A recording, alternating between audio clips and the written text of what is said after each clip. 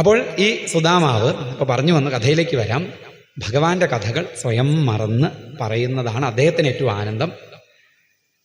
അദ്ദേഹം അങ്ങനെ സ്വയം മറന്ന് ഭഗവാന്റെ കഥകൾ പറയുമ്പോൾ അത് കേട്ടു നിൽക്കുന്ന ആൾക്കാരും സ്വയം മറക്കാറുണ്ടായിരുന്നു എന്നാണ്.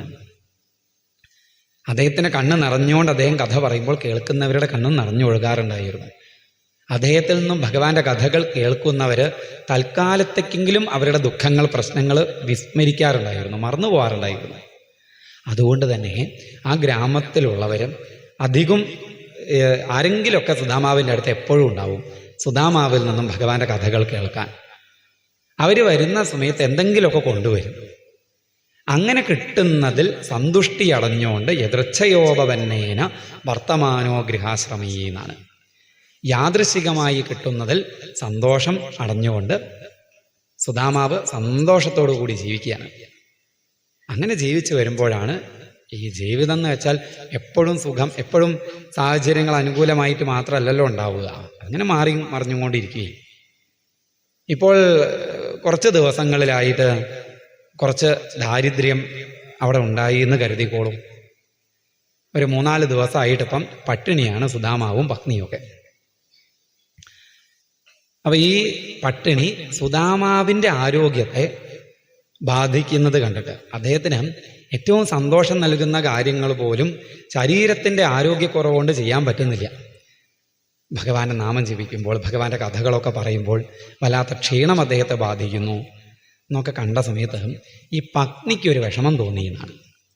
അദ്ദേഹം ഇങ്ങനെ ക്ഷീണിച്ചു വരുന്നത് കണ്ട സമയത്ത്.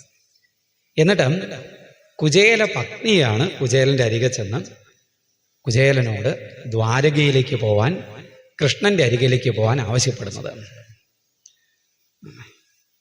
ഭർത്താവിൻ്റെ പതിവ്രത പതിംപ്രാഹ മായതാവദനേന സാ ദരിദ്രാ സീതമാനാസാ വേപമാനാഭിഗമ്യസ. അവളും തീർത്തും ക്ഷീണിതയായിരുന്നു, വിറയ്ക്കുന്ന ശരീരത്തോടു കൂടിയിട്ടാണ് ഭർത്താവിനെ സമീപിച്ചത്. എന്നിട്ട് പറഞ്ഞു, നനുബ്രഹ്മൻ ഭഗവതഃ സഖാ സാക്ഷാൽ ശ്രിയപതി. അല്ലയോ ബ്രഹ്മൻ, ഇത്ര ആദരവോടുകൂടി ഭക്തിയോടുകൂടിയാ പറയുന്നതെന്നറിയോ? അങ്ങയുടെ സഖാവല്ലേ ആര്? ശ്രിയപതി, ചില്ലറയാളൊന്നുമല്ല, ഐശ്വര്യങ്ങളുടെ പതിയായിട്ടുള്ള കൃഷ്ണൻ. അങ്ങ് എപ്പോഴും പറയാറില്ലേ അങ്ങയുടെ കൂട്ടുകാരനാണ് കൃഷ്ണൻ, ഒരുമിച്ച് പഠിച്ചതാണെന്നൊക്കെ. ആ കൃഷ്ണന്റെ ഇപ്പോഴത്തെ അവസ്ഥ എന്താണെന്നറിയോ? വിവാഹമീരട്ടു സഹസ്രമിട്ടും വിധിക്കു ചേരും വടി ചെയ്തവൻ പോൽ അവർക്കു വേണ്ടുന്ന വിഭൂതിയെല്ലാം അവൻ കൊടുക്കുന്നു നിരന്തരം പോൽ എന്നാണ്. അനവധി ലക്ഷ്മിമാരുടെ ഭർത്താവായി, ദ്വാരകാധീശ്വരനായി, സർവൈശ്വര്യ പരിപൂർണനായി നിൽക്കുന്നു അങ്ങയുടെ കൂട്ടുകാരൻ കൃഷ്ണൻ. ഒന്ന് പോയി കാണൂ അങ്ങയുടെ കൂട്ടുകാരനെ. എന്നിട്ട് നമുക്ക് ജീവിതവൃത്തിക്ക് വേണ്ടത് ചോദിക്കൂ. വലിയ സമ്പത്തൊന്നും ചോദിക്കണ്ട, നമുക്ക് ജീവിച്ചു പോവാൻ വേണ്ടത് ചോദിക്കൂ. ആ കൃഷ്ണന്റെ പ്രസിദ്ധമായ സ്വഭാവം തന്നെ എന്താ? അപേക്ഷയുള്ളൊരു ജനത്തിനെല്ലാം ഉപേക്ഷ കൂടാതെ കൊടുക്കുമീശൻ, മനക്കുരുന്നിൽ കനിവുള്ള കൃഷ്ണൻ നിനക്കു പണ്ടേ സഖിയെന്നു കേൾപ്പൂ. അപേക്ഷയുള്ള ആൾക്കാരുടെ അപേക്ഷകളെയൊക്കെ യാതൊരു ഉപേക്ഷയും കൂടാതെ സാധിപ്പിച്ചു കൊടുക്കുന്ന ആശ്രിതവത്സലനാണ്, ഭക്തവത്സലനാണ് അങ്ങയുടെ കൂട്ടുകാരൻ. ഒന്ന് പോയി കാണൂ. ഇനി പോയി കണ്ട് ചോദിക്കാൻ അങ്ങക്ക് മടിയുണ്ടെങ്കിൽ അങ്ങ് ചോദിക്കണ്ട, അങ്ങ് പോയി കണ്ടാ മതി. രമയ്ക്കു ചേതോഹരനായ കാന്തൻ ക്ഷമിക്കുമോ നമ്മുടെ ദീനഭാവം. രമയുടെ, ലക്ഷ്മി ദേവിയുടെ ഭർത്താവായിട്ടുള്ള ഭഗവാൻ നമ്മുടെ ഈ ദീനഭാവം ഒട്ടും ക്ഷമിക്കില്ല. അതുകൊണ്ട് ഒന്ന് പോയി കാണൂ. ഇങ്ങനെ ബഹുശ പ്രാർത്ഥിതോ മൃദു എന്നാണ്. അനേകം പ്രാവശ്യം മൃദുവായി ഭാര്യയാൽ പ്രാർത്ഥിതനായി സുദാമാവ്. അപ്പൊ ആദ്യമൊക്കെ അത് പറയുമ്പോഴേ സുദാമാവ് തിരിച്ചു പറയുന്നതാണ്. അനന്തരം ബ്രാഹ്മണനേവ മൂജേ ധനന്തരും ദേവൻ അനന്തരൂപൻ അനർത്ഥമൂലം ധനമെന്നു കൽപ്പിച്ചെനിക്കതിങ്കൽ കൊതിയില്ല ബാലെ. ധനിക്കു ശത്രുക്കളസംഖ്യമുണ്ടാം, മനക്കുരുന്നിൽ ഭയമേറ്റമുണ്ടാം, തനിക്ക് അലംഭാവവുമില്ല പിന്നെ കനക്കവേ കൈതവമേറ്റമുണ്ടാം. ഇതൊക്കെ മണിപ്രവാളത്തിൽ കുഞ്ചൻ നമ്പ്യാരുടെ വരികളാണ്. അർത്ഥം മനസ്സിലായല്ലോ. ഞാൻ അവിടെ ചെന്നാൽ ഭഗവാൻ എനിക്ക് ധനം തരും, എനിക്കറിയാം. പക്ഷെ ഈ ധനം അത് അപകട. ഈ പണം ഇങ്ങനെ കിട്ടിക്കൊണ്ട് ഇരുന്ന് കഴിഞ്ഞാൽ അതിൽ പെട്ടുപോകും. കിട്ടിക്കൊണ്ട് ഇരുന്നാൽ അത് ഇനിയും കിട്ടണം എന്നുള്ള ചിന്ത ഉണ്ടാവും. പിന്നെ ഭയമുണ്ടാവും. ഈ നഷ്ടപ്പെടാനുള്ളവനെ ഭയമുള്ളൂ. നഷ്ടപ്പെടാനൊന്നുമില്ലാത്തവൻ എന്തിനെ പേടിക്കാൻ? പിന്നെ ശത്രുക്കൾ ധാരാളം ഉണ്ടാവും. ഈ വലിയ ധനികന്മാർക്ക് ആ ശത്രുക്കളും കൂടുതൽ ഉണ്ടാവുക. ഒന്നുമില്ലാത്തവന് ശത്രുക്കൾ ഉണ്ടാവുക. അവന് ശത്രുക്കളും ഉണ്ടാവില്ല, ബന്ധുക്കളും ഉണ്ടാവില്ല, അവൻ തന്നെ ഉണ്ടാവുള്ളൂ. അപ്പം എന്നും ഉണ്ടാവും, സമാധാനം ഉണ്ടാവും. പിന്നെ കിട്ടിത്തുടങ്ങി ഇനിയും കിട്ടണം എന്നുള്ള ചിന്ത ഉണ്ടാവും. അതൊരു സൈക്കോളജിയാണ്. ഇപ്പം 100 കോടി നമുക്കുണ്ടെന്ന് വിചാരിക്കുക. അതൊരു 101 ആയാൽ ഒരു സുഖ ഇത് അവസാനിക്കില്ല. അപ്പം സമാധാനം ഉണ്ടാവില്ല. അപ്പം ഇന്നുള്ള ശാന്തി നഷ്ടപ്പെടും. ഈ ധാരാളം ഐശ്വര്യം കിട്ടിയാൽ അത് ഞാൻ പോയി ചോദിക്കില്ല. ഇങ്ങനെ പറഞ്ഞു കഴിഞ്ഞാൽ എന്താ ഭാര്യ പറയുക? ഒന്നും പറയില്ല. കുറച്ച് കഴിഞ്ഞാൽ വീണ്ടും പോയി പറയും, ഒന്ന് പോയി കാണും. ഇങ്ങനെ ഒരു പ്രാവശ്യം പറഞ്ഞപ്പോഴേ സമയം അപ്പോഴേക്ക് സന്ധ്യയായിട്ടുണ്ട്. ഇദ്ദേഹത്തിന് തോന്നിയെന്നാണ്. ഭാര്യ പറയുന്നതിലും കാര്യമുണ്ട്. കണ്ണനെ കണ്ടിട്ട് ഇപ്പം എത്ര കാലമായി? ആ വിദ്യാഭ്യാസം കഴിഞ്ഞ് പോകുന്നതിന് ശേഷം പിന്നെ കാണുണ്ടായിട്ടില്ല. ഭഗവാനെ കാണണം എന്ന് നിശ്ചയിച്ചു. ഭാര്യയോട് പറഞ്ഞു, അതെ, ഞാൻ നാളെ രാവിലെ ഭഗവാനെ കാണാൻ ദ്വാരകയിലേക്ക് പോവുകയാണ്.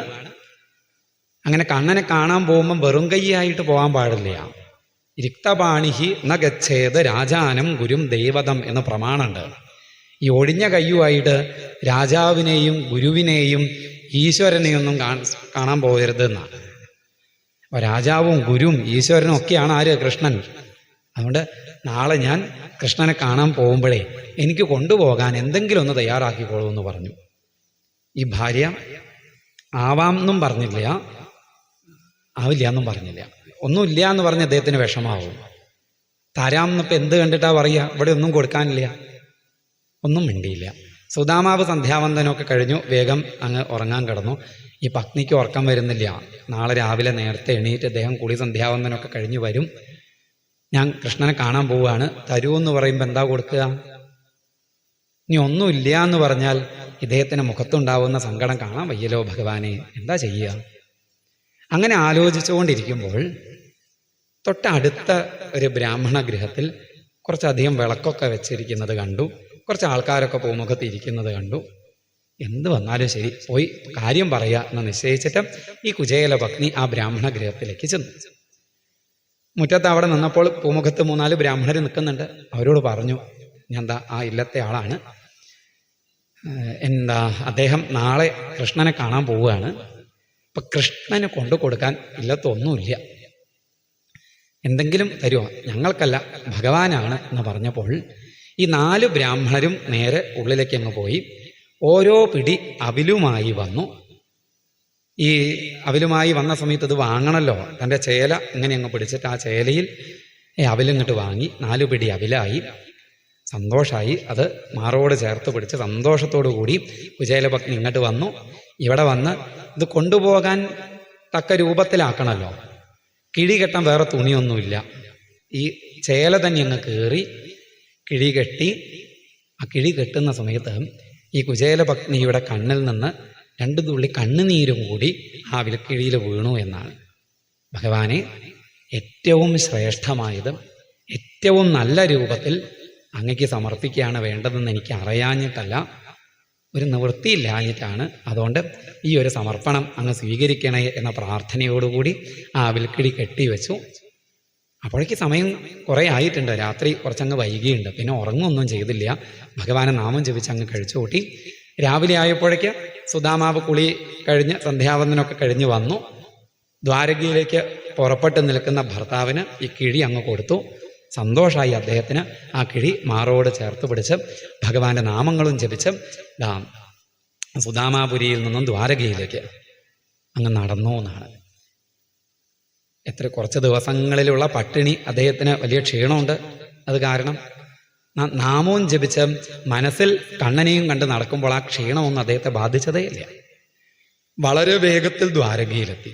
ദ്വാരകയുടെ ഗംഭീരമായ ഗോപുരവും ആ ഗോപുരത്തിലൂടെ നോക്കിയ സമയത്ത് ദ്വാരകയിൽ കാണുന്ന ഐശ്വര്യങ്ങളൊക്കെ കണ്ടിട്ട് അദ്ദേഹം അത്ഭുതപ്പെട്ട് നോക്കി നിന്നു. ദ്വാരകയുടെ പ്രധാന ഗോപുരം കടന്ന ദ്വാരകയിലേക്ക് അങ്ങ് കാലുകുത്തിയപ്പോൾ രാമപുരത്ത് വാര്യർ പറയുന്നുണ്ട്, രാമാനുജാഞ്ചിത രാജധാനി സൽക്കരിച്ചേകിയ രോമാഞ്ചക്കുപ്പായം ഈറനായി ചഞ്ചമ്മേ എന്നാണ്. ഭഗവാന്റെ ദ്വാരകയിലാണ് താൻ നിൽക്കുന്നത്. ഭഗവാന്റെ പാദങ്ങൾ എപ്പോഴും പതിയുന്ന ഇടം, ഭഗവാന്റെ പാദധൂളികൾ, അവിടെയാണ് താൻ നിൽക്കുന്നത് എന്നങ്ങ് അറിഞ്ഞ സമയത്ത് അദ്ദേഹത്തിനുണ്ടായ ആനന്ദം കണ്ണിനെ നിറച്ച് ധാരധാരയായി കണ്ണീരങ്ങ് ഒഴുകി. ആ ധാരധാരയായി ഒഴുകുന്ന കണ്ണീർ ഈ രോമാഞ്ചക്കുപ്പായത്തിലേക്ക് അങ്ങ് ചേർന്നു എന്നാണ്. മനോഹരമായിട്ടാ പറഞ്ഞത്. ആനന്ദത്താൽ കണ്ണ് നിറഞ്ഞ് കണ്ണീരൊഴുകുന്നു, ശരീരത്തിൽ രോമാഞ്ചം ഉണ്ടാകുന്നു. എന്നിട്ടോ പിന്നെ പറഞ്ഞതാണ് ഏറ്റവും മനോഹരം, കുചേലച്ചോമാതിരിക്കത് ചുമടായിട്ട് തീർന്നു എന്നാണ്. ഈ രോമാഞ്ചക്കുപ്പായത്തിൽ ആനന്ദക്കണ്ണീർ ചേർന്നപ്പോൾ ഈ ശരീരം തന്നെ ഒരു ചുമടായി തീർന്നു എന്നാണ്.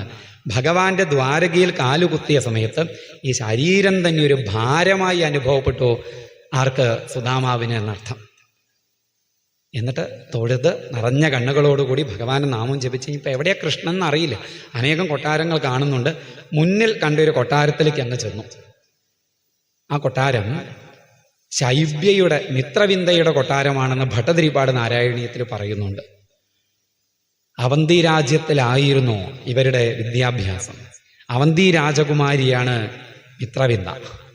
അതുകൊണ്ടാണോ ഈ അവന്തി രാജ്യത്തിൽ വെച്ചാണല്ലോ ഇവർ ചേർന്നത്, ഈ കുചേലനും കൃഷ്ണനും ഒരുമിച്ച് വിദ്യാഭ്യാസം നടത്തിയത്. അതുകൊണ്ട് ഈ അവന്തി രാജകുമാരിയൊക്കെ അദ്ദേഹം അറിഞ്ഞിട്ടാണോ ഒക്കെ അവർ വേണമെങ്കിൽ വ്യാഖ്യാനിച്ച് പോവാം, ഭട്ടതിരിപ്പാടത് പറഞ്ഞത് വെച്ചിട്ട്. ഭാഗവതത്തിൽ അങ്ങനെ പറയുന്നില്ല, ഇന്നയാളെന്ന് പറയുന്നില്ലെങ്കിലും പറഞ്ഞു വെച്ചത് കണ്ടു കഴിഞ്ഞാൽ രുക്മിണിയുടെ കൊട്ടാരം എന്നാണ് തോന്നുന്നത്. എന്തായാലും ശരി, ആ കൊട്ടാരത്തിൽ ഭഗവാനുണ്ട്. ഇന്ന് കൃഷ്ണന്റെ ദിനചര്യയൊക്കെ ഒന്ന് തെറ്റിയിട്ടുണ്ടെന്നാ.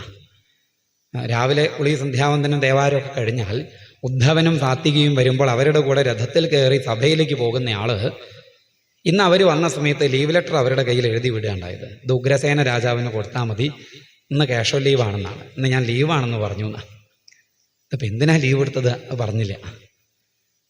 ഈ ലീവ് എടുത്ത ആള് ആകെ ഒരു പരിഭ്രമം, ഇടയ്ക്കിടയ്ക്ക് പുറത്തേക്ക് ഇങ്ങനെ നോക്കുന്നുണ്ട്, ആരെയോ പ്രതീക്ഷിച്ചിട്ടെന്ന വണ്ണം. ആ പ്രതീക്ഷിക്കുന്നയാളെ കാണാതെ വരുന്ന സമയത്തുണ്ടാവുന്നൊരു ഭാവം, ഭഗവാന്റെ ഈ ഒരു ഭാവവ്യത്യാസം കണ്ടിട്ട് ആൾക്കാർക്ക് കൂടുള്ളവർക്ക് അങ്ങനെ മനസ്സിലായില്ല. അപ്പം എന്താ ഇങ്ങനെ ഒരു അവസ്ഥ മനസ്സിലായില്ല. എന്നാൽ രുക്മിണിക്ക് മനസ്സിലായി എന്നാണ്.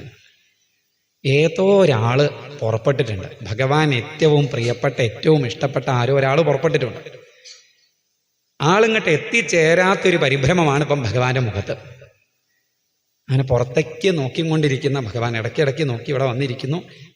ഇപ്പോൾ നോക്കിയപ്പോൾ ദൂരത്ത് തൻ്റെ കൂട്ടുകാരനെ സംശയിച്ച് വരുന്ന സുദാമാവിനെ കണ്ടു. സുദാമാവിനെ അങ്ങ് കണ്ടതോടുകൂടി തമ്പിലോക്യ അച്യുതോ ദൂരാത് പ്രിയാപര്യങ്കമാസ്ഥിത സഹസാ ഉദ്ധായ ചാഭ്യേദ്യ ദൗർഭ്യാം പരിഗ്രഹീന്മുദാ. തൻ്റെ കൂട്ടുകാരന് ദൂരത്ത് കണ്ടതോടുകൂടി ഭഗവാന്റെ കണ്ണുകളങ്ങ് വികസിച്ചു, മുഖമങ്ങ് വിടർന്നു. രണ്ട് കൈകളും ഇങ്ങനെ പിടിച്ചുകൊണ്ട് ഓടി അങ്ങ് ചെന്നു എന്നാണ്. കാവൽക്കാരൊക്കെ അത്ഭുതപ്പെട്ട് നിൽക്കുകയാണ്. നാരദ മഹർഷി വന്നപ്പോൾ പോലും ഇങ്ങനെ ഒരു ഓടിപ്പോക്കൊന്നും കണ്ടിട്ടില്ല. ഓടി ചെല്ലുന്നു. അപ്പം സുദാമാവ് എന്താ കാണുന്നത്? സംശയിച്ച് ഇങ്ങനെ നടക്കുമ്പോൾ ദൂരെ നിന്നും തൻ്റെ നേർക്ക് കൈകൾ നീട്ടിപ്പിടിച്ചുകൊണ്ട് ഓടി വരുന്ന തൻ്റെ കൂട്ടുകാരനായ കൃഷ്ണനെ തൊഴുത് അവിടെ നിന്നു ഭഗവാൻ അടുത്തെത്തി. ആ തൊഴുത് നിൽക്കുന്ന സുദാമാവിൻ്റെ ആ തൊഴുകൈകൾ രണ്ട് കൈകളും കൂട്ടിപ്പിടിച്ച് ചേർത്ത് തന്നിലേക്ക് ഇങ്ങോട്ട് ചേർത്തു, മുറുക്കി അങ്ങ് കെട്ടിപ്പിടിച്ചു. സഖ്യു പ്രിയസ്യ വിപ്രർഷേഹ അംഗസംഗാദിനിർവൃത പ്രീത വ്യമുഞ്ചദബിന്ദോൻ നേത്രാഭ്യാം പുഷ്കരേക്ഷണ.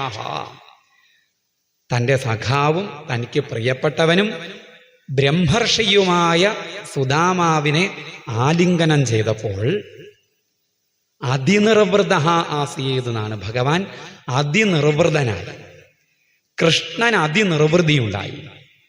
ആ അതിനിർവൃതിയെ കൊണ്ട് കൃഷ്ണന്റെ കണ്ണുകൾ നിറഞ്ഞു, രണ്ട് തുള്ളി കണ്ണുനീര് ഭൂമിയിലേക്ക് ഇറ്റ് വീണു എന്നാണ്. ഇത് നമ്മൾ ശ്രദ്ധിക്കണം.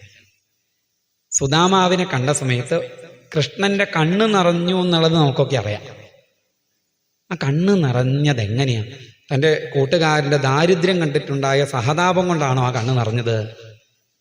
ഒരിക്കലുമല്ല. പിന്നെയോ, സുദാമാവിൻ്റെ അംഗസംഘം കൊണ്ട് ഭഗവാൻ അതിനിർവൃതി ഉണ്ടായി എന്നാണ്. ഇത് തിരിച്ചാണെങ്കിൽ നമുക്ക് അത്ഭുതമല്ല. കൃഷ്ണനെ കെട്ടിപ്പിടിച്ചപ്പോൾ സുദാമാവിന് നിർവൃതി ഉണ്ടായി എന്ന് പറഞ്ഞാൽ നമുക്ക് അത്ഭുതമല്ലേ? ആർക്കാ നിർവൃതി ഉണ്ടാവാതിരിക്കുക? ഭഗവാന്റെ കഥ കേൾക്കുമ്പോഴേ നമ്മളുടെ കണ്ണ് നിറയുന്നുവെങ്കിൽ ഭഗവാനെ കെട്ടിപ്പിടിക്കാൻ സാധിച്ചാൽ കണ്ണ് നിറയാതിരിക്കുവോ? അല്ലെങ്കിൽ നിർവൃതി ഉണ്ടാവാതിരിക്കുവോ? ആ ഭാഗവതം പറഞ്ഞത് അങ്ങനെയല്ല. സുദാമാവിനെ കെട്ടിപ്പിടിച്ചിട്ട് കൃഷ്ണന് നിർവൃതി ഉണ്ടായി എന്നാണ്. അതും അതിനിർവൃത എന്നാണ്. അതിനിർവൃതി ഉണ്ടായി എന്നാണ്. നോക്കൂ, അവിടെ ആ സുദാമാവിനെ ഭാഗവതം എത്ര ഉയരത്തിലാണ് വെച്ചിരിക്കുന്നതെന്ന്. സാക്ഷാൽ ഭഗവാന് തന്നെ സുദാമാവിനെ ആലിംഗനം ചെയ്തപ്പോൾ നിർവൃതി ഉണ്ടായിയെങ്കിൽ ഭഗവാനിൽ നിർവൃതി ഉണ്ടാക്കിയ മഹത്വമായിരുന്നു സുദാമാവിനുണ്ടായിരുന്നത് എന്നർത്ഥം. അപ്പോഴേക്ക് രുക്മിണി ദേവി താ സ്വർണ്ണക്കിണ്ടിയിൽ വെള്ളമൊക്കെ ആയി വന്നിട്ടുണ്ട്.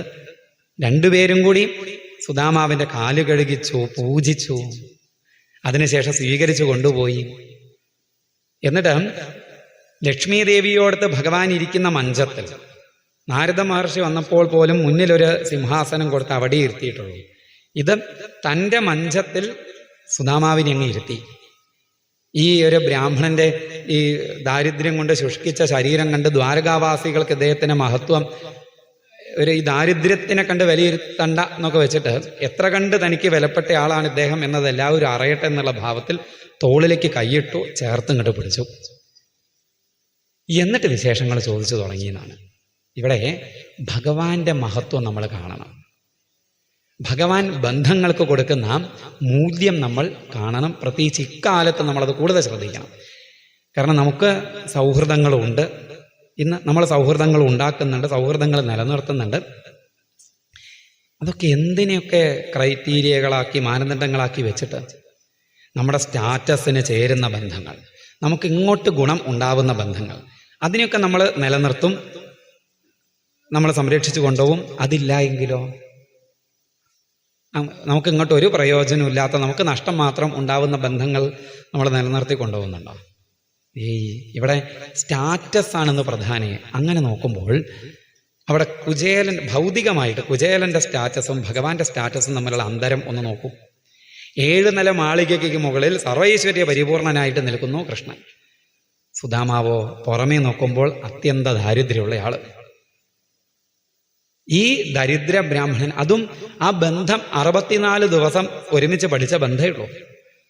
64 ദിവസം ഭഗവാൻ വിദ്യാഭ്യാസം ഉണ്ടായത്. അപ്പം ഒരുമിച്ച് പഠിച്ചു എന്നുള്ള ബന്ധത്തിന്, ആ സൗഹൃദത്തിന് ഭഗവാൻ കൊടുക്കുന്ന വില, ആ ബ്രാഹ്മണന്റെ കാൽക്കൽ വീണ് നമസ്കരിച്ച് കാല് കഴുകിച്ച് പൂജിച്ച് കൊണ്ടുപോവാണ് കൃഷ്ണൻ ചെയ്യുന്നത് എന്നർത്ഥം. 7 നില മാളികയ്ക്ക് മുകളിൽ നിന്നും താഴേക്ക് ഇറങ്ങി വന്ന് തൻ്റെ കൂട്ടുകാരൻ്റെ കാൽക്കൽ വീഴാൻ ഒരു മടിയും കൃഷ്ണൻ ഉണ്ടായിട്ടില്ല എന്നർത്ഥം. ഇനി കൂട്ടിക്കൊണ്ടുപോയി ഇരുത്തി വിശേഷങ്ങൾ പറയുന്നു. ആ വിശേഷങ്ങൾ പറയുമ്പോൾ അവിടെ ഈ തനി ലൗകിക വിശേഷങ്ങളല്ല പറയുന്നത്. ശ്രദ്ധിച്ചാൽ കാണാം. ആദ്യം ഭാര്യയെപ്പറ്റി, കുടുംബത്തെ പറ്റിയൊക്കെയാണ് ചോദിക്കുന്നത്. അവിടെയൊക്കെ ഈ കൂട്ടുകാരനെ പേര് വിളിച്ചിട്ടില്ല, സുഹൃത്തേ എന്ന് വിളിച്ചിട്ടില്ല, ഒറ്റ വിളിയാ ബ്രഹ്മൻ. 2 or 3 പ്രാവശ്യം ഈ ഒരൊറ്റ വിശേഷണം മാത്രം. അഭിബ്രഹ്മൻ ഗുരുകുലാത് ഭവതാലബ്ധ ദക്ഷിണാത്. ഹേ ബ്രഹ്മൻ, അല്ലയോ ബ്രഹ്മർഷേ. എന്തൊക്കെയാ വിശേഷം? ദക്ഷിണ കൊടുത്ത് പിരിഞ്ഞതിന് ശേഷം പിന്നെ എന്തൊക്കെയാ ഉണ്ടായത്? വിവാഹം കഴിഞ്ഞോ? അങ്ങക്ക് ചേർന്ന ഒരു പത്നിയെ തന്നെയല്ലേ അങ്ങക്ക് ലഭിച്ചത്? കുടുംബജീവിതം സുഖമായിട്ട് പോകുന്നില്ലേ എന്ന് പറഞ്ഞതിന് ശേഷം പിന്നെ ഭഗവാൻ അവിടെ പറയുന്നു എന്ത്? ഇനി ഈ കുടുംബവും ഭാര്യയൊക്കെ നമ്മൾ വിചാരിച്ച പോലെയല്ല. അതൊക്കെ കുറച്ച് പ്രതികൂലങ്ങളാണെങ്കിൽ പോലും നമ്മളെ അതൊന്നും ബാധിക്കില്ലല്ലോ. തന്നെ കൂടെ ചേർത്തിട്ടാണ് അവിടെ സുദാമാവിനെയും തന്നെ ഒരുമിച്ച് ചേർത്താ പറയുന്നത്. നമ്മളെ ഈ ലോകത്തിലുള്ള വിഷയങ്ങളുടെ അനുകൂല സ്വഭാവങ്ങളോ പ്രതികൂല സ്വഭാവങ്ങളോ നമ്മളെ ബാധിക്കില്ലല്ലോ. ഈ ലോകമേ നമ്മളെ ബാധിക്കില്ലല്ലോ. എവിടെയായാലും എപ്പോഴും പൂർണ്ണനായിട്ട് നിൽക്കാൻ നമുക്ക് ഇന്ന് കഴിയുന്നുണ്ട്. അതെന്തുകൊണ്ട് കഴിയുന്നു? ഓർമ്മല്ലേ അങ്ങക്ക് അന്നുണ്ടായൊരു സന്ദർഭം, ഒരു സംഭവം. നമ്മൾ വിറക് ശേഖരിക്കാൻ പോയത്, ആ വിറക് കൊണ്ടുവരുന്ന സമയത്ത് മഴ പെയ്തത്, വൈകിയത്, ഗുരു അന്വേഷിച്ച് പുറപ്പെട്ടത്, നമ്മളെ കണ്ട സമയത്ത് സ്നേഹത്തോടുകൂടി അഹോഹേ പുത്രകായൂയം അസ്മദർത്ഥേതി ദുഃഖിത, എൻ്റെ പുത്രന്മാരെ എന്ന് വിളിച്ച് നമ്മളെ ആലിംഗനം ചെയ്ത് ഗുരുനാഥൻ നമ്മളെ രണ്ടുപേരെ അനുഗ്രഹിച്ചില്ലേ. ഞാൻ പഠിപ്പിച്ചതും പഠിപ്പിക്കാത്തതൊക്കെ എപ്പോഴും നിങ്ങളിൽ അനുഭവമായി പ്രകാശിക്കട്ടെ എന്ന് പറഞ്ഞ് ഗുരോരനുഗ്രഹേണൈവ പുമാൻ പൂർണ്ണ പ്രശാന്തയേ. ആ ഗുരുവിൻ്റെ അനുഗ്രഹമാണ് ഒരു പുമാനെ എപ്പോഴും പൂർണ്ണനാക്കി എപ്പോഴും പ്രശാന്തനാക്കി നിലനിർത്തുന്നത്. ഗുരുവിൻ്റെ അനുഗ്രഹം കൊണ്ടാണ്. ഗുരുവിൻ്റെ അനുഗ്രഹം എന്താണ്? നേരത്തെ നമ്മൾ പറഞ്ഞു, ശിഷ്യനിലെ അജ്ഞാനത്തെ നീക്കി ശിഷ്യന്റെ സ്വരൂപമായ പൂർണ്ണതയെ പ്രകാശിപ്പിക്കുന്നതിൽ സഹായിക്കുകയാണ് ഗുരു ചെയ്യുന്നത്. അപ്പൊ ഇവിടെ ഈ ഭാര്യ മക്കൾ കുടുംബം ഇതിനാലൊന്നും നമ്മൾ ബാധിക്കപ്പെടുന്നില്ല. എപ്പോഴും പൂർണ്ണരായി നിൽക്കാൻ നമുക്ക് കഴിയുന്നുവെങ്കിൽ അതിന് കാരണം എന്താണ്? ആ ഗുരുവിൻ്റെ അനുഗ്രഹമാണ്. ഗുരു പകർന്നു നൽകിയ അധ്യാത്മവിദ്യയാണ് എന്നർത്ഥം. ഇതൊക്കെയാ ഭഗവാൻ അവിടെ സംസാരിച്ചത്. എന്നിട്ട് പറഞ്ഞു, അല്ല ഞാൻ ഇങ്ങനെ അങ്ങോട്ട് പറയുന്നു എന്നല്ലാതെ സുധാമാവൊന്നും ഇങ്ങോട്ട് പറയുന്നില്ലല്ലോ എന്ന് നിർബന്ധിച്ച സമയത്ത് സുധാമാവ് പറഞ്ഞു, അല്ലയോ ഭഗവാനെ, ഞാൻ എന്തു പറയാൻ? ഇതൊക്കെ അത്യന്ത വിഡംബനം, ഇതൊക്കെ അങ്ങയുടെ അത്യന്ത വിഡംബനമാണെന്ന് എനിക്കറിയാം. ഇതൊക്കെ വെറും അഭിനയമാണ്, അങ്ങയുടെ കളിയാണ്, അങ്ങ് സത്യസങ്കല്പനാണ്. അങ്ങയുടെ സങ്കല്പം എന്തോ അതൊക്കെയാണ് ഇവിടെ നടക്കുന്നത്. സൃഷ്ടിയും സ്ഥിതിയും സംഹാരവും ഒക്കെ അങ്ങയുടെ ലീല. ഇവിടെ എനിക്ക് കിട്ടിയ ഏറ്റവും വലിയ അനുഗ്രഹം അങ്ങയുടെ ഗുരുനാഥൻ്റെ കൂടെ, അങ്ങയുടെ ഗുരുനാഥൻ്റെ കീഴിൽ അങ്ങയുടെ കൂടെ വിദ്യാഭ്യാസം ചെയ്യാൻ സാധിച്ചു എന്നുള്ളതാണ് എന്നൊക്കെ പറഞ്ഞ് അങ്ങ് മിണ്ടാതിരുന്നു എന്നാണ്. ഉടനെ ഭഗവാൻ അവിടെ വിഷയം മാറ്റി. ആ പറഞ്ഞു വന്നത് അവിടെ നിർത്തിയിട്ട് പിന്നെന്താ ഭഗവാൻ അവിടെ പറയുന്നത്? അതൊക്കെ അവിടെ നിൽക്കട്ടെ. കിമുപായനമാനീതം ബ്രഹ്മന്മേ ഭവതാഗൃഹാത്. അല്ല, അങ്ങ് എന്നെ കാണാൻ വരുന്ന സമയത്ത് എന്താ എനിക്ക് കൊണ്ടുവന്നത് എന്ന് വെച്ചാൽ അങ്ങയുടെ സങ്കല്പമാണ് ഇതെല്ലാം എന്ന് പറയുമ്പോൾ ഇദ്ദേഹത്തിൻ്റെ ദാരിദ്ര്യവും തൻ്റെ സങ്കല്പം എന്ന് വരുമല്ലോ. അതുകൊണ്ടാണ് ഭഗവാൻ ഉടനെ തന്നെ ഈ അനുഗ്രഹിക്കാനുള്ള വ്യഗ്രത കൊണ്ട് എന്താ കൊണ്ടുവന്നതെന്ന് ചോദിച്ചതെന്ന് പറയാറുണ്ട്. അപ്പം എന്താ അങ്ങ് എന്നെ കാണാൻ വരുന്ന സമയത്ത് കൊണ്ടുവന്നത്? കൊണ്ടുവരുന്ന എനിക്ക് ഉറപ്പാണ്. ഈ കൊണ്ടുവന്നത് ചെറുതാണ് വലുതാണ്, ഇതൊക്കെ എനിക്ക് ചെറുതും വലുതും ആവുന്നത് ലോകത്തിന് ചെറുതും വലുതും ആവുന്നത് പോലെയല്ല. എനിക്കൊന്ന് വലുതാവുന്നത് അത് തരുന്നയാളുടെ മനോഭാവത്തിൻ്റെ അടിസ്ഥാനത്തിലാണ്. വസ്തുവിൻ്റെ വില നോക്കിയിട്ടല്ല എനിക്കൊന്ന് വലുതും ചെറുതും ആവുന്നത്. നമുക്കിന്ന് പലപ്പോഴും അങ്ങനെയാണ് അല്ലേ? നമുക്കൊരാൾ സ്നേഹത്തോടു കൂടി ഒരു സാധനം തന്നു കഴിഞ്ഞാൽ അത് നമുക്ക് തരാനുള്ള അദ്ദേഹത്തിൻ്റെ സ്നേഹത്തെയാണോ നമ്മൾ കാണുക? അത് കണ്ടാൽ നന്ന്. പലപ്പോഴും അതല്ല കാണുക. ആ സമ്മാനം കിട്ടിക്കഴിഞ്ഞാൽ അത് പറിച്ച് പൊട്ടിച്ച് അതിൻ്റെ മുകളിൽ പ്രൈസ് സ്റ്റിക്കർ ഒട്ടിച്ചിട്ടുണ്ടോ എന്നാണ് നോക്കുക. അതിന് വില എത്രയാണ്? ഇത് അവൻ നോക്കും എന്നുള്ളത് നമുക്ക് മുന്നേ അറിയുന്നതുകൊണ്ട് നമ്മൾ പാക്ക് ചെയ്യുമ്പോഴേ കടക്കാരനോട് പറയും പ്രൈസ് സ്റ്റിക്കർ ഒട്ടിച്ച് കളയാൻ, അല്ലേ? അപ്പം വില നോക്കിയിട്ടാണ് പലപ്പോഴും നമ്മൾ വസ്തുവിനെ സ്വീകരിക്കുന്നതെങ്കിൽ ഭഗവാൻ അങ്ങനെയാണെന്ന് കരുതണ്ട കേട്ടോ. ഭാവഗ്രാഹി ജനാർദ്ദന എന്നാണ്. ഭഗവാൻ ഗ്രഹിക്കുന്നത് ഭാവത്തെയാണ്. മൂഢോ വദതി വിഷ്ണുവായ വിദ്വാൻ വദതി വിഷ്ണവേ ഉഭയോരന്തരം നാസ്തി ഭാവഗ്രാഹി ജനാർദ്ദന. രസകരമായിട്ടുള്ള ശ്ലോകമാണ്. ഈ സംസ്കൃത ജ്ഞാനം, സംസ്കൃത ഭാഷാജ്ഞാനം ഇല്ലാത്തയാൾ വിഷ്ണുവായ നമ എന്ന് പറഞ്ഞ് അർച്ചിക്കും. എന്ന് വെച്ചാൽ അദ്ദേഹം ഈ പ്രസിദ്ധമായി രാമായ നമ, ശിവായ നമ എന്നൊക്കെ കേട്ടിട്ട് അതുപോലെ തന്നെയാണ് വിഷ്ണുവിന് നമസ്കാരം എന്ന് പറയലെന്ന് വിചാരിച്ച് വിഷ്ണുവായ നമ എന്ന് പറഞ്ഞ് അർച്ചിക്കും. അവിടെ ഉകാരാന്തം വരുന്ന സമയത്ത് വിഷ്ണവേ നമ എന്ന് വേണം. അത് അറിയുന്നയാൾ വിഷ്ണവേ നമ എന്ന് പറഞ്ഞ് അർച്ചിക്കും. ഭഗവാന് ഇത് തമ്മിൽ വ്യത്യാസമുണ്ടോ എന്നാ ചോദ്യം. ഇയാൾ വ്യാകരണമൊക്കെ തെറ്റിച്ചിട്ട് അകാരാന്തം പുല്ലിംഗം ചതുർത്ഥി പ്രയോഗിക്കുന്ന പോലെ തന്നെ ഉകാരാന്തം പ്രയോഗിച്ചു. അപ്പോൾ ഇയാൾക്ക് എന്തില്ല? അനുഗ്രഹം കുറവ്. മറ്റേയാൾ വ്യാകരണ നിയമമൊക്കെ പാലിച്ച് എന്നെ പ്രാർത്ഥിച്ചു, അതുകൊണ്ട് അയാൾക്ക് അനുഗ്രഹം കൂടുതൽ. അങ്ങനെ ഉണ്ടോ? ഒരിക്കലും ഇല്ല എന്നാണ്. നമ്മൾ ജപിക്കുന്ന മന്ത്രങ്ങൾ വെച്ചിട്ടോ നമ്മൾ ചെയ്യുന്ന ചില ക്രിയകൾ വെച്ചിട്ടോ നമ്മൾ കൊടുക്കുന്ന വസ്തുക്കളുടെ വില നോക്കിയിട്ടൊന്നും അല്ല ഭഗവാൻ നമ്മളെ അനുഗ്രഹിക്കുന്നത്. ഭാവഗ്രാഹി ജനാർദ്ദന, ഭാവത്തെ ഗ്രഹിക്കുന്നയാളാണ് ഭഗവാൻ. ഏതൊരു സമർപ്പണത്തിൻ്റെ പിറകിലും, ഏതൊരു മന്ത്രജപത്തിൻ്റെ പിറകിലും, ഏതൊരു ക്രിയാനുഷ്ഠാനത്തിൻ്റെ പിറകിലുമുള്ള ഭാവം എപ്രകാരമോ അതിനനുസൃതമായിട്ടാണ് ഭഗവാൻ അനുഗ്രഹം വരിക. വലിയ യാഗം ഒക്കെയാണ് ചെയ്യുന്നത് പേരിന് വേണ്ടി, പ്രശസ്തിക്ക് വേണ്ടി, പണം കിട്ടാൻ വേണ്ടിയിട്ടൊക്കെ ആണെങ്കിൽ ആ യാഗം ചെയ്യുന്നതുകൊണ്ട് പ്രത്യേകിച്ച് പ്രയോജനമൊന്നും ഉണ്ടാവില്ല എന്നർത്ഥം. എന്നാൽ ഒരു നാരായണ എന്നുള്ള നാമം, ആ ചതുരക്ഷരം ആണ്, അത് ഭക്തിയോടുകൂടി സമർപ്പണത്തോടുകൂടി ഒരൊറ്റ നാമം ജപിച്ചാൽ ഭഗവാൻ അത് വലിയ യാഗത്തെക്കാൾ ചിലപ്പോൾ പ്രിയപ്പെട്ടതാകാം. അണ്ണു അഭി ഉപാഹൃതം ഭക്തൈഹി പ്രേംണ ഭൂരിയേവമേ ഭവേത്. എൻ്റെ ഭക്തനാൽ ഉപാഹൃതമായ സമർപ്പിതമാകുന്ന അണുപോലും അവരുടെ പ്രേമത്താൽ എനിക്ക് ഭൂരിയാവുന്നു എന്നാണ്. വലുതാകുന്നു പത്രം പുഷ്പം ഫലം തോയം യോമേ ഭക്തിയാ പ്രയച്ഛതി തദഹം ഭക്ത്യുപഹൃതം അശ്നാമി പ്രയതാത്മനഃ. പ്രസിദ്ധമായ ശ്ലോകം, ഗീതയിലും ഇതേ ശ്ലോകം നമുക്ക് കാണാം. എൻ്റെ ഭക്തൻ എനിക്ക് സമർപ്പിക്കുന്നതൊരു പത്രമാവട്ടെ. പത്രം എന്ന് വെച്ചാൽ ഇല. ഈ മഹാഭാരതത്തിലെ പ്രസിദ്ധമായിട്ടുള്ള കഥ ഇല്ലേ, ദ്രൗപദി ഇലക്കറിയൊന്നും ഇല്ല, അത് പാത്രത്തിൻ്റെ അടി പിടിച്ച് കിടക്കും. സർവത്ര ഗോവിന്ദനാമ സങ്കീർത്തനം ഗോവിന്ദ.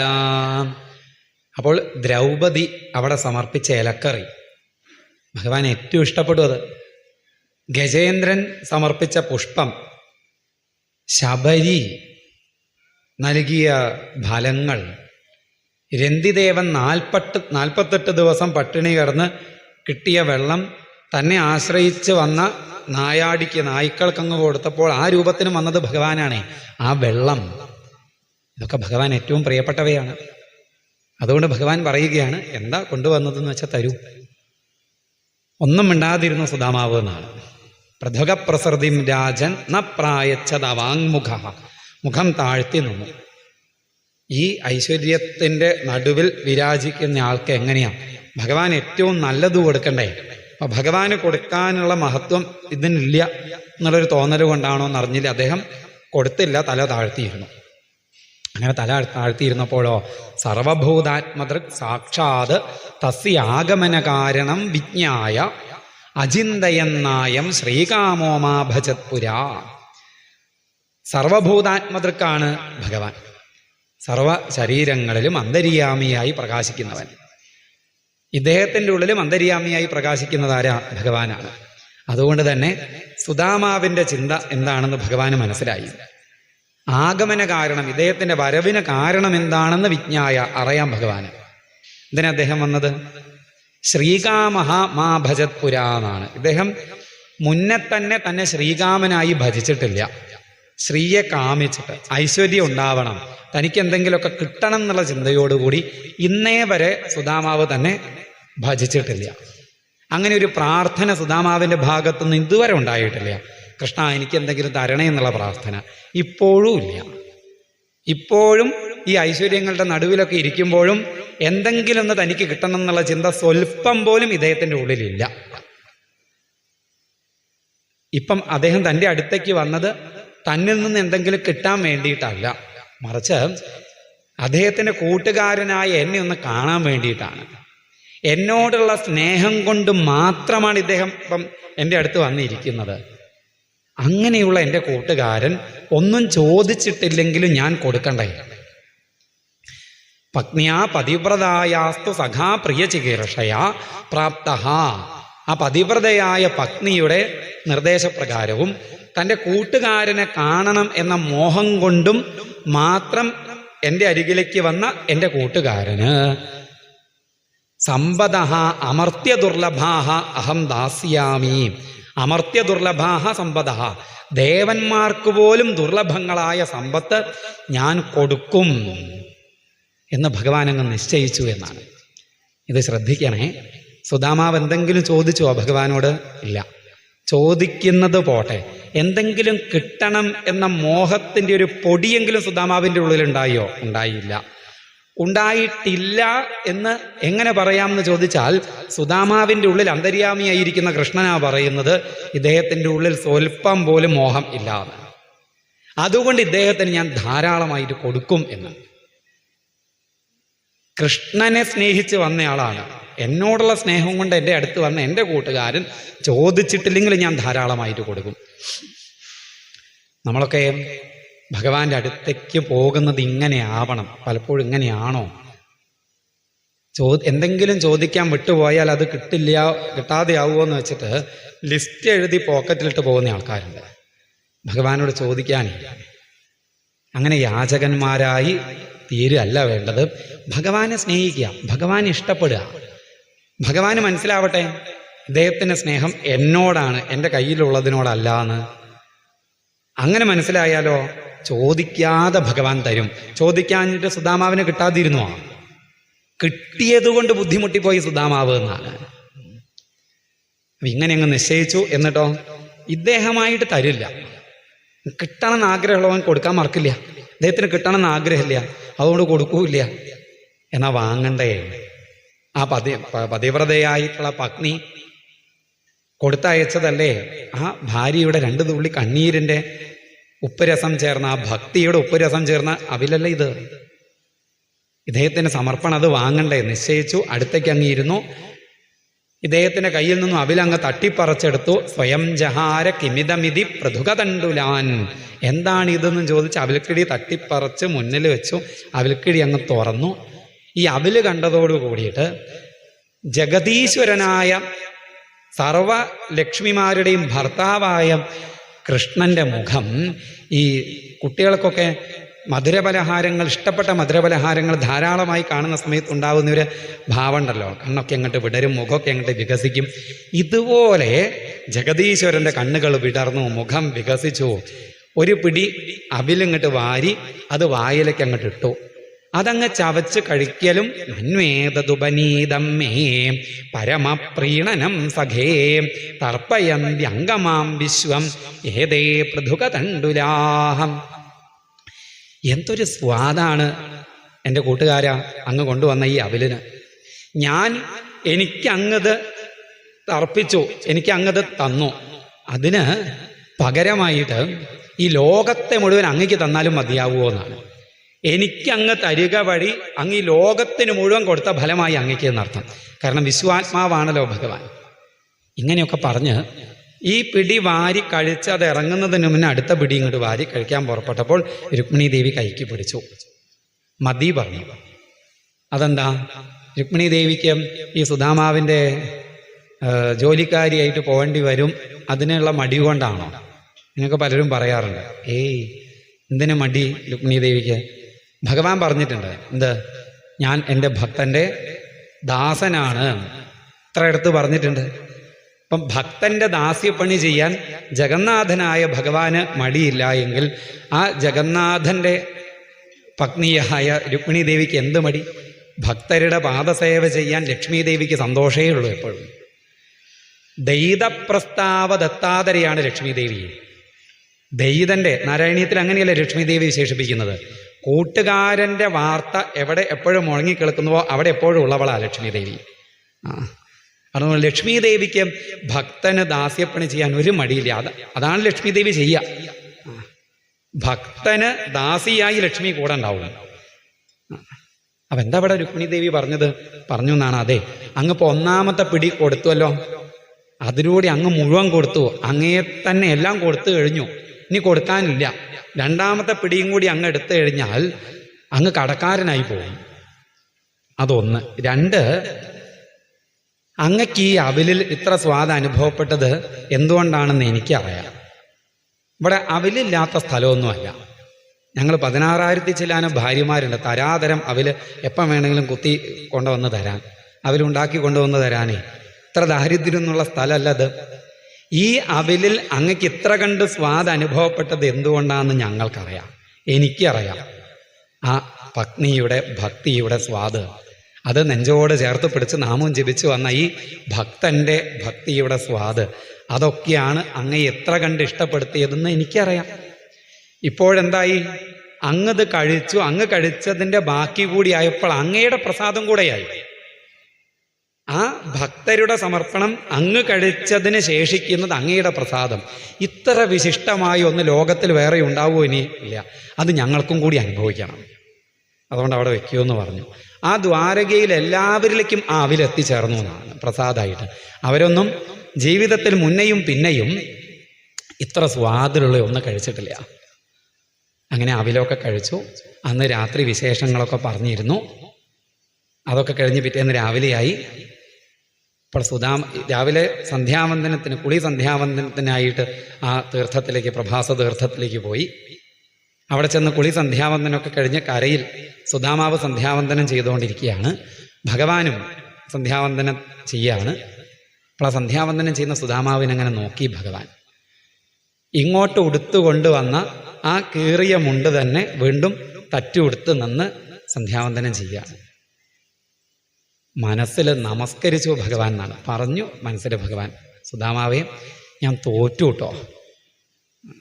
അജിതം, ജിതനായിട്ടുള്ള ഭഗവാൻ, അജിതനായിട്ടുള്ള ഭഗവാൻ ജിതനായി എന്നർത്ഥം. അജിതം പരാജിതം എന്നുവെച്ചാൽ ഇന്നലെ മുതൽക്ക് പരീക്ഷിക്കുകയായിരുന്നു. ആ പരീക്ഷയായിരുന്നു ജഗന്നാഥൻ്റെയും ലക്ഷ്മി ദേവിയുടെയും സ്വീകരണം. സാക്ഷാൽ ദേവദേവനായിട്ടുള്ള ഭഗവാനാണ് കാൽക്കൽ വീണ് നമസ്കരിക്കുന്നത്. നമ്മുടെയൊക്കെ കാൽക്കൽ ആരെങ്കിലും ഒന്ന് വീണ് നമസ്കരിച്ചാൽ അപ്പം അങ്ങ് പൊങ്ങിപ്പോവും. നമ്മളെന്ന് പറഞ്ഞ് ഇരിക്കുന്നവർ നല്ല കേട്ടോ അർത്ഥം. ഒരു പൊതുസമൂഹത്തെ പറയുകയാണേ, ആരെങ്കിലും നമ്മളിന്ന് ബഹുമാനിച്ചാൽ, ആദരിച്ചാൽ നമ്മൾ കേമനാണെന്നുള്ള ഒരു തോന്നൽ ഉണ്ടായി പോകുന്നില്ലേ പലപ്പോഴും? എനിക്കൊക്കെ ഉണ്ടായി പോവാറുണ്ട്. അങ്ങനെ സ്വീകരിക്കുകയൊക്കെ ചെയ്യുമ്പോൾ എന്തൊക്കെയോ ആണ് നിങ്ങളുടെ തോന്നിപ്പോവുക. നോക്കൂ, ഇവിടെ സാക്ഷാൽ ജഗന്നാഥനായ ഭഗവാനാണ് കാൽക്കൽ വീണ് നമസ്കരിക്കുന്നത്, പീഠത്തിലിരുത്തി പൂജിച്ചത്. സ്വല്പമെങ്കിലും അഭിമാനമുണ്ടായോ? ഉണ്ടായില്ല. ഒരു രാത്രി മുഴുവൻ സകല സുഖസൗകര്യങ്ങളുടെ നടുവിലിരുത്തി അതൊക്കെ അനുഭവിപ്പിച്ചു. എന്തും കൊടുക്കാൻ, ചോദിക്കുന്നതും ചോദിക്കാത്തതും കൊടുക്കാൻ തയ്യാറാണെന്നുള്ള ഭാവത്തിൽ സേവകരെ പോലെ ലക്ഷ്മി ദേവിയും ഭഗവാനും കൂടെ നിന്നു. എന്നിട്ടും ഈ സമയത്തും എന്തെങ്കിലും ഒന്ന് വേണം എന്നുള്ള മോഹം സ്വല്പമെങ്കിലും ഇദ്ദേഹത്തിൻ്റെ ഉള്ളിൽ ഇല്ല എന്നാണ് ഭഗവാൻ ഉറപ്പിച്ചു എന്നാണ്. ധൈര്യമായിട്ട് കൊടുക്കാം ഇദ്ദേഹത്തിന് എത്രയാണെന്ന് വെച്ചാൽ. ഞാൻ കൊടുക്കുന്നത് കൊണ്ട് ഇദ്ദേഹം നശിക്കുണ്ടാവില്ല, ഉറപ്പാണത്. എന്തൊക്കെ ഇദ്ദേഹത്തിന് ഇനി കിട്ടിയാലും, എത്ര സമ്പന്നനായാലും, എത്ര ഐശ്വര്യ പരിപൂർണനായാലും ഇദ്ദേഹത്തിൻ്റെ മനസ്സിനെ അതൊന്നും ബാധിക്കില്ല. അത്ര കണ്ട് തീവ്രമായ വൈരാഗ്യം ഇദ്ദേഹത്തിനുണ്ട്. അത്ര തീവ്രമായ വൈരാഗ്യം എന്ന് വെച്ചാൽ, ഈ വൈരാഗ്യം എന്നുള്ള പദം രണ്ടു തരത്തിൽ നമുക്ക് അർത്ഥം പറയാം. വിഷയസുഖങ്ങളിലുള്ള രാഗമില്ലായ്മ, ഭഗവാനിലുള്ള വിശേഷമായ രാഗം. വീതരാഗവുമാണ് വിശേഷരാഗവുമാണ് വൈരാഗ്യം. ഭഗവാനോട് തീർത്തും രാഗം, ഭക്തിയായാൽ പ്രയത്നം കൂടാതെ വിഷയങ്ങളിൽ ഉള്ള ഭക്തി കുറയും. അത് കുറഞ്ഞേ പറ്റൂ, കുറയാതെ വഴിയില്ല. നമ്മൾ തെക്കോട്ടേക്ക് യാത്ര തുടങ്ങിയാൽ വടക്കിൽ നിൽക്കാൻ പറ്റില്ല. പറ്റുമോ? എനിക്ക് ഇവിടുന്ന് അങ്ങോട്ടേക്ക് പോകണമെങ്കിൽ ഇവിടെ ഇരുന്നും കൊണ്ട് എനിക്ക് അങ്ങോട്ട് പോകാൻ പറ്റുമോ? അങ്ങോട്ട് പോകുന്നെങ്കിൽ ഇവിടുന്ന് ഞാൻ അകലും. ഇതേപോലെ നമ്മളുടെ മനസ്സ് ഭഗവാനിലേക്ക് സഞ്ചരിക്കാൻ തുടങ്ങിക്കഴിഞ്ഞാൽ ഉറപ്പാണ് വിഷയങ്ങളിൽ നിന്നും വേർപെട്ടേ പറ്റുമോ. വിഷയസുഖങ്ങളിൽ വിരക്തി വരും. അതാണ് സുധാമാവില്.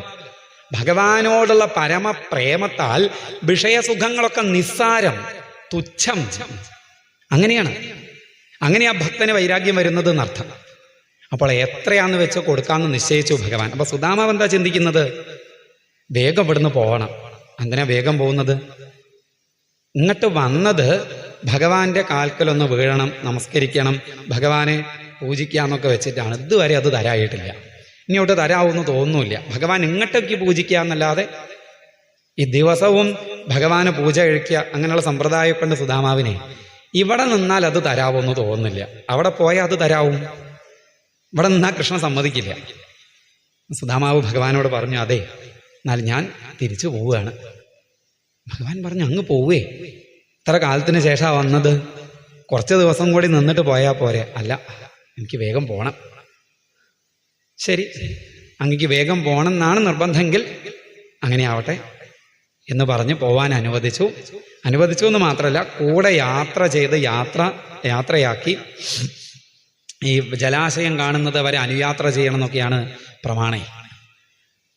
അങ്ങനെ യാത്രയാക്കി സുധാമാവ് ഭഗവാനിൽ നിന്നും അങ്ങ് പിരിഞ്ഞങ്ങ് പോരുകയാണ്.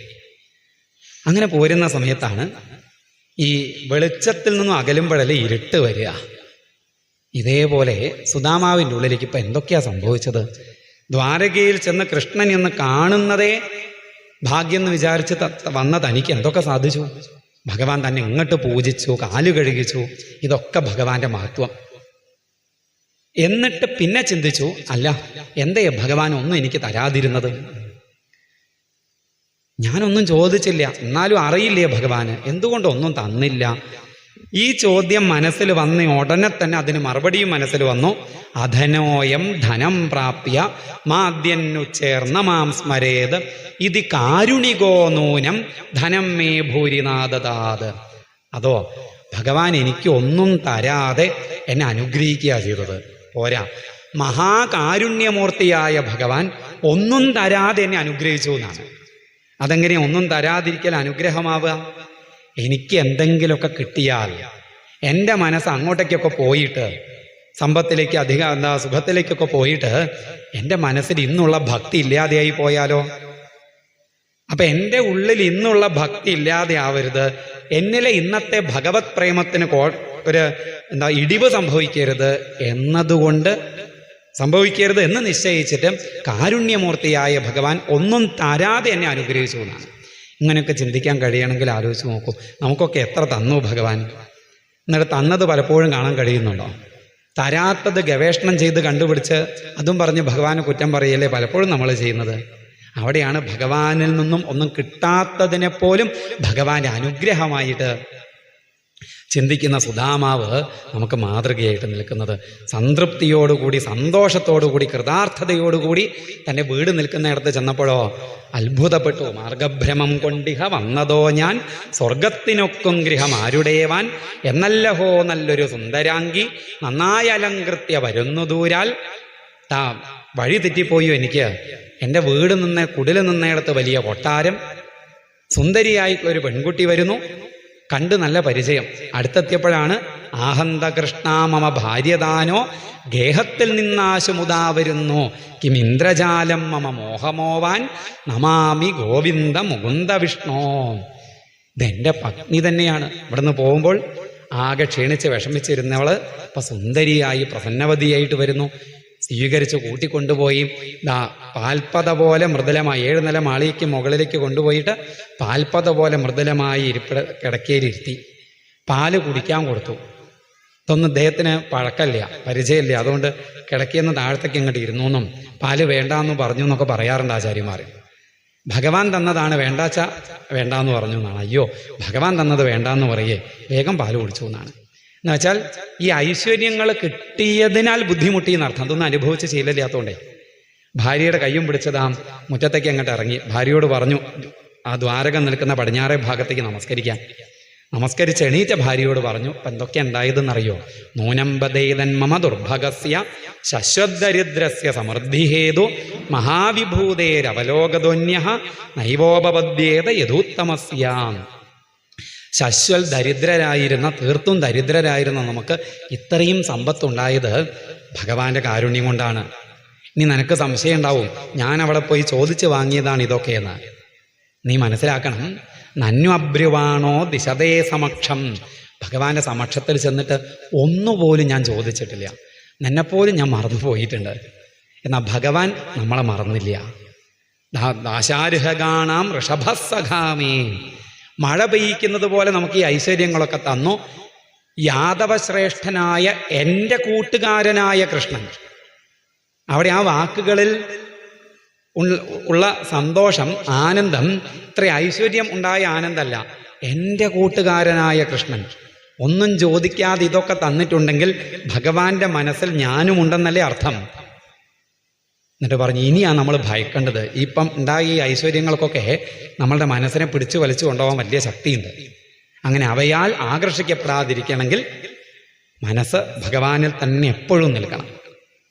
അങ്ങനെ മനസ്സ് ഭഗവാനിൽ തന്നെ നിൽക്കണമെങ്കിൽ എന്താ വഴി ചോദിച്ചാൽ ഭഗവാന്റെ കൃപ എന്നത് മാത്രമാണ് അതിന് മാർഗം. അതിന് ഭഗവാനോട് പ്രാർത്ഥിക്കുക, വേറൊരു വഴിയില്ല.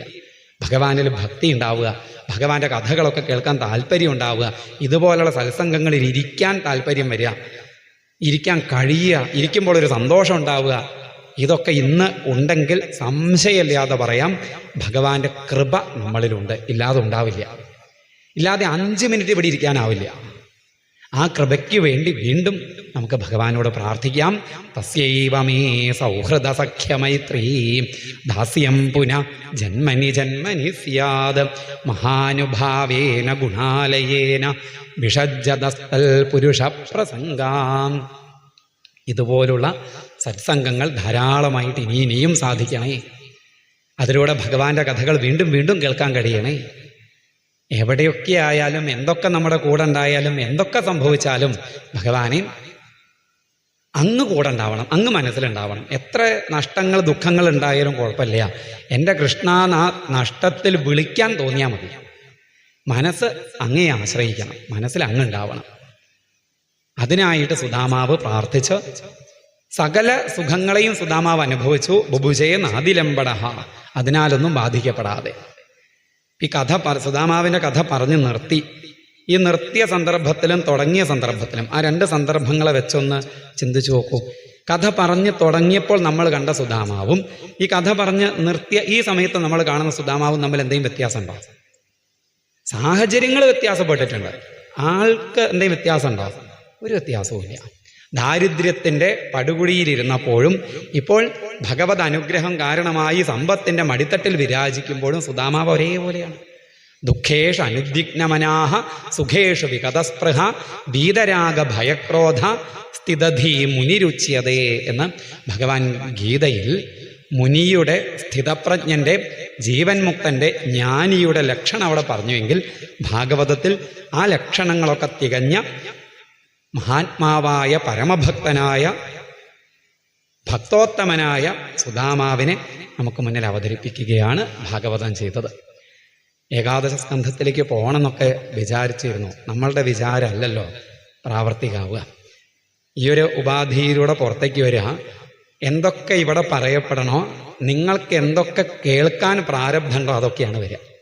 ഭഗവാന്റെ നിശ്ചയമാണ്, ഭഗവാന്റെ ഇച്ഛ. അതുകൊണ്ട് ഈ ഒരു സുദാമാവിൻ്റെ കഥയിൽ ഈ പ്രഭാഷണം അങ്ങ് നമുക്ക് സമർപ്പിക്കാം. ഇനിയും ഇതുപോലുള്ള സത്സംഗങ്ങൾ നമുക്കെല്ലാവർക്കും സാധിക്കട്ടെ എന്ന് പ്രാർത്ഥിച്ചുകൊണ്ട് ഈ ഒരു പ്രഭാഷണം ഭഗവാന്റെ പാദങ്ങളിൽ തന്നെ സമർപ്പിക്കുന്നു.